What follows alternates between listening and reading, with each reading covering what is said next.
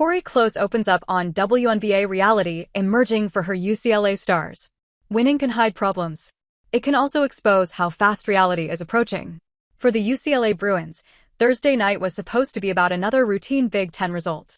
Instead, it became a reminder that this roster is rapidly nearing a crossroads, one that extends well beyond the college season. That shift became clear after UCLA's sixth straight Big Ten win, a comfortable victory over the Minnesota Golden Gophers, in which the Bruins scored 76 points while shooting an efficient 60% from the field. The scoreboard said control. The conversation afterward pointed toward something bigger.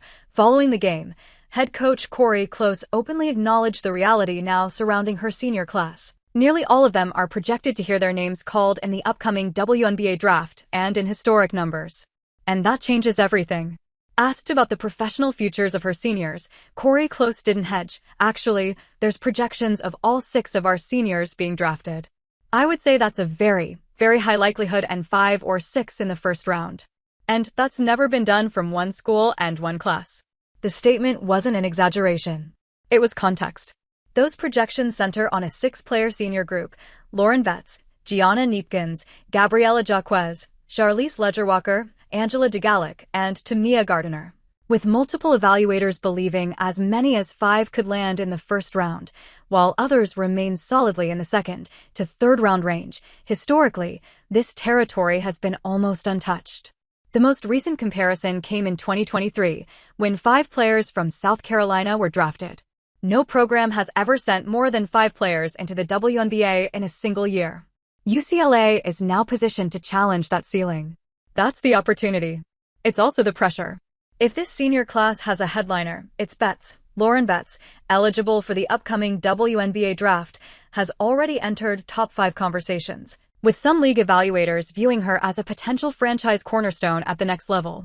Betts leads UCLA in 3 major statistical categories this season while anchoring both ends of the floor. While Betts' scoring efficiency inside is obvious, it's the nuances of her game that have scouts locked in. Her passing vision from the post and defensive timing routinely disrupt possessions without forcing her into foul trouble. That combination is why scouts view her as pro-ready and why Cori Close's comments carried weight. This isn't just about draft buzz. It's about a roster reaching its expiration date. For women's college basketball fans, that reality creates urgency. This group won't be together much longer. Why the Big Ten is sharpening UCLA for what's next. The Minnesota win pushed UCLA to 16 victories overall and a 6-0 start in Big Ten play.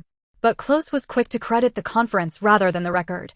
She emphasized the depth of coaching, the variety of defensive schemes, and the identity each Big Ten team brings nightly. That constant adjustment, she believes, is preparing her team for March. Against Minnesota, that preparation showed up in specifics.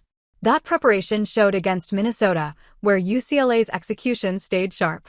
By protecting the ball and punishing defensive rotations, the Bruins consistently freed up Rice to find her rhythm.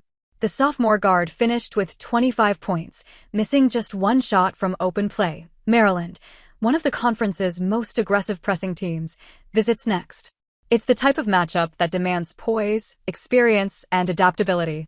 All traits UCLA seniors have been forced to sharpen. Cori Close wasn't just reflecting after a win. She was framing a timeline. This UCLA team isn't simply chasing a conference title or tournament positioning. It's navigating a narrow window where elite talent, chemistry, and timing still overlap. Soon, that talent disperses across the WNBA. Until then, every Big Ten game doubles as preparation not just for March Madness, but for what comes after college basketball ends for most of this roster. That's the reality emerging in Westwood. And it's why this season feels different.